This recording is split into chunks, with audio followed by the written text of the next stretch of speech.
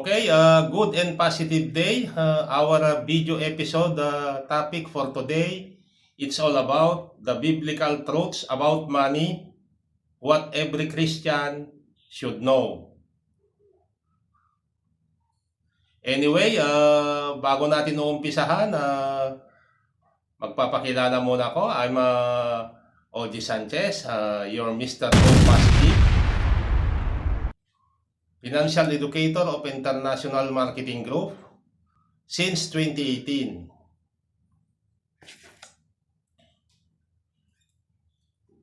Money is a powerful tool, but how we handle it reveals what's in our hearts. In this video, we'll explore what the Bible really says about money, wealth, saving, giving, and stewardship. Whether you are a believer, a financial educator, or both, this is for you. So, part 1. Who really owns your money? According to the book of Psalm 24:1, the earth is the Lord's and everything in it.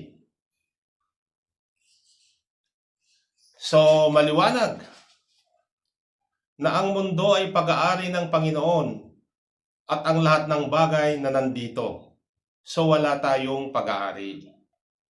So, makikita natin dito na tayo ay stewards lamang ng lahat ng bagay na nandito sa lupa.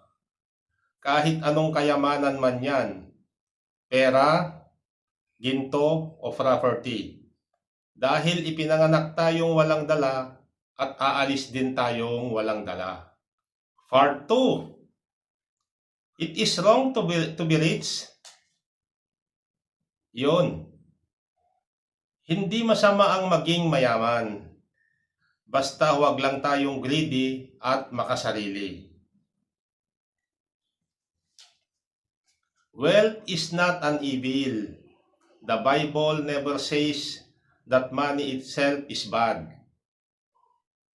According to the book of Proverbs 10:22, the blessing of the Lord brings wealth without painful toil for it. Yon, hindi masama ang maging mayaman. Basta wag lang tayong greedy at makasarili. What the Bible warns against us is the love of money. So yun ang winawarn ng Bible sa atin. Yung sobrang pagmamahal natin sa pera.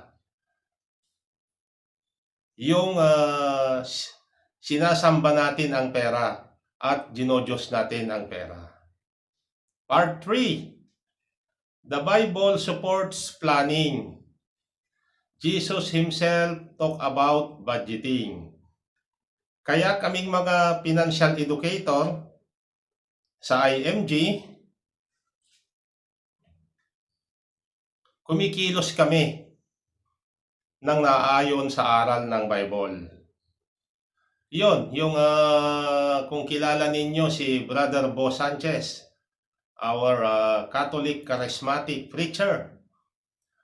Ang tinuturo niya is yung abundance formula or yung prosperity formula. According to the book of Luke 14:28, suppose one of you wants to build a tower. Won't you first sit down and estimate the cost? Yun. Doon natin makikita. Kagaya niyan, for example, plano nating magpagawa ng bahay o tower.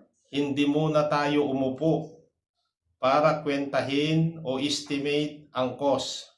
So anong nangyayari? Napapahamak tayo. Like some politician, private managers and employees, nagkulang sila ng financial planning. Nag-build sila ng house na napakalaki, mansyon. Hindi nila muna in-estimate yung cost. So what is the result? The result is conflict of interest and dishonesty to the job. So tumingin sila ngayon ng mga pagkakapirahan na mabilis. Korupsyon dyan, korupsyon doon, di may paliwanag na kickbacks na nauuwi sa plunder. Planning, saving, and wise investing are not just practical. They are spiritual discipline. Budgeting is a form of self-control and godly preparation. Part 4. Debt, a form of bondage. The Bible is clear about debt. According to the book of Proverbs 22:7, the borrower is slave to the lender. So, maliwanag na ang nanghihiram ay alipin ng mga nagpapahiram. While debt is not always sinful, it's dangerous, it limits freedom, creates stress, and hinders generosity. So yon, makikita natin doon sa Proverbs 22:7. Nagiging alipin ang nanghihiram sa nagpapahiram. While debt is not sinful, hindi siya kasalanan, hindi masama ang utang, but it's too dangerous. It limits freedom, creates stress, and hinders generosity. Sa part ng mga nagpapautang, nakakahinder ng generosity, lalo na kung hindi tayo nakakapagbayad. So, we handle our financial, spiritually, and morally. Okay, let us proceed to part 5 of our topic. Save like the ant. So, mag-ipon tayo ng pakonti-konti gaya ng langgam. Pag summer, bago magtag-ulan, si Haring Langgam ay nag-iipon ng pakonti-konti. During rainy days, may nakasave na sila. So, tignan natin kung paano mag-save si Langgam.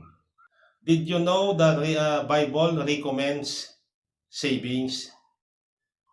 According to the book of Proverbs 6:6-8, go to the ant, it stores its provision in summer.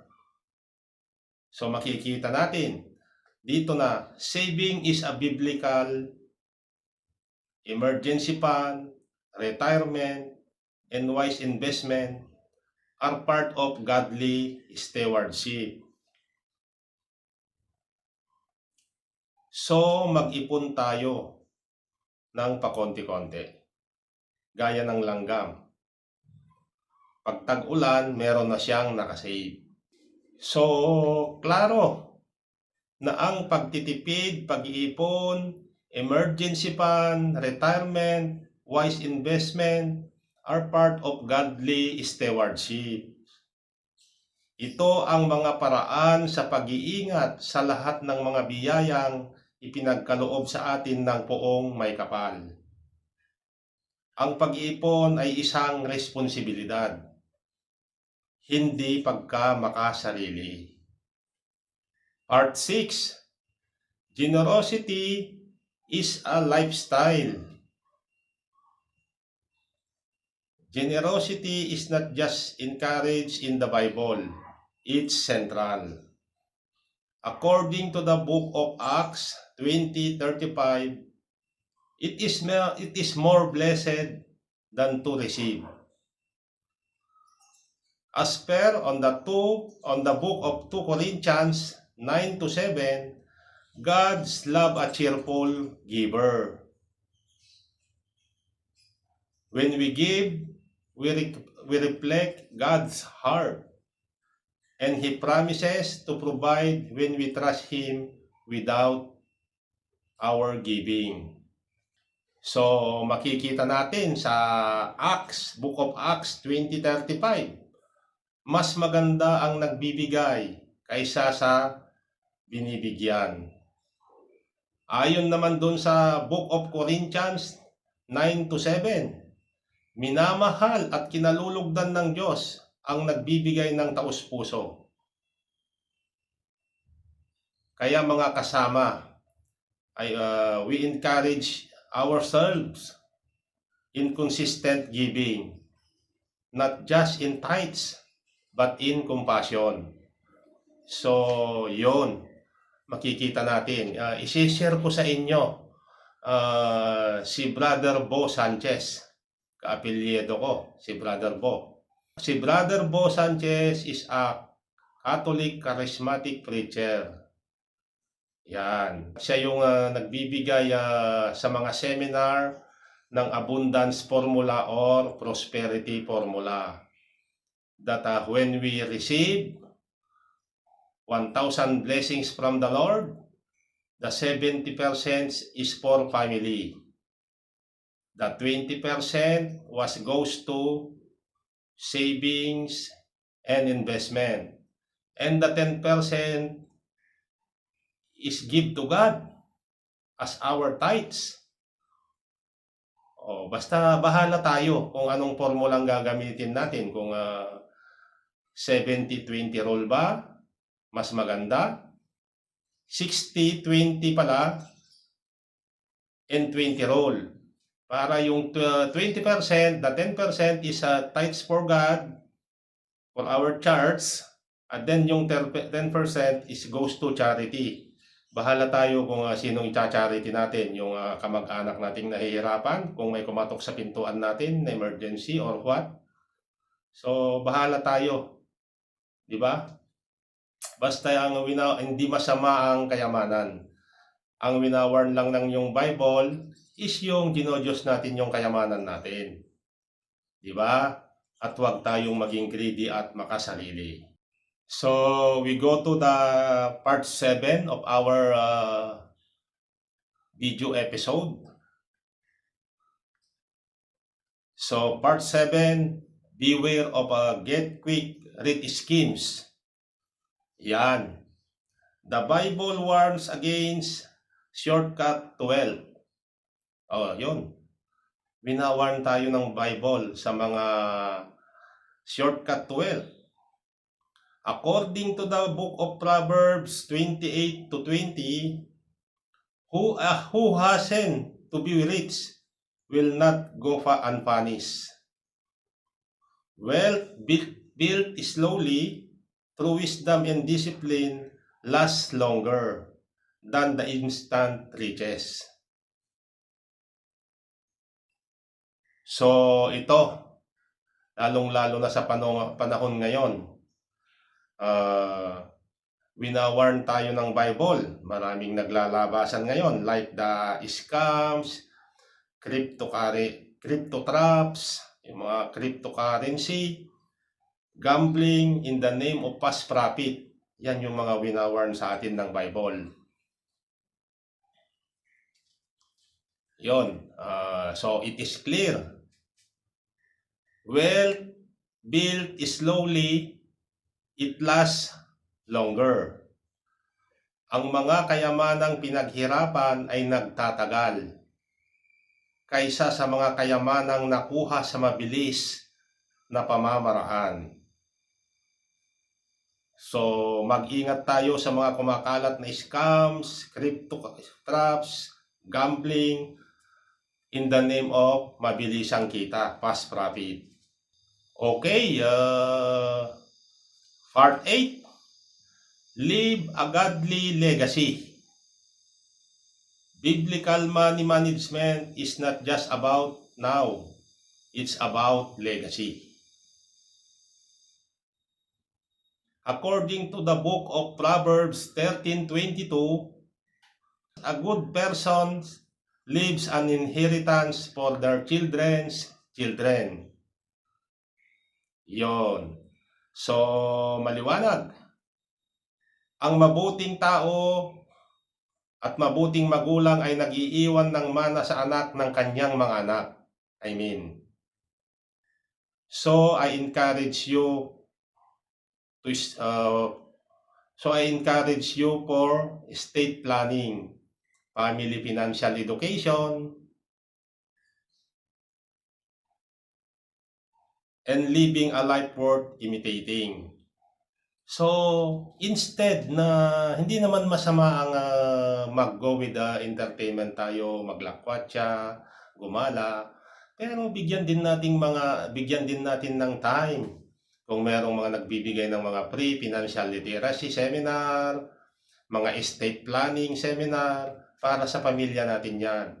At nasa Bible, nakalagay sa Bible, a good person leaves an inheritance for their children's children. Money is a test, a tool, a testimony.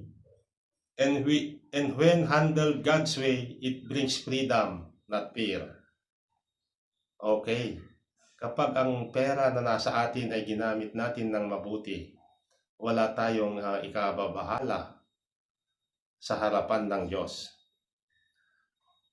So ask yourself, I am being a faithful steward of what's God given me. If this video helped you, like, share, subscribe, and comment below. What biblical financial truth impacted you most? Okay? Don't forget to hit the bell so you don't miss future videos about faith, finance, and freedom.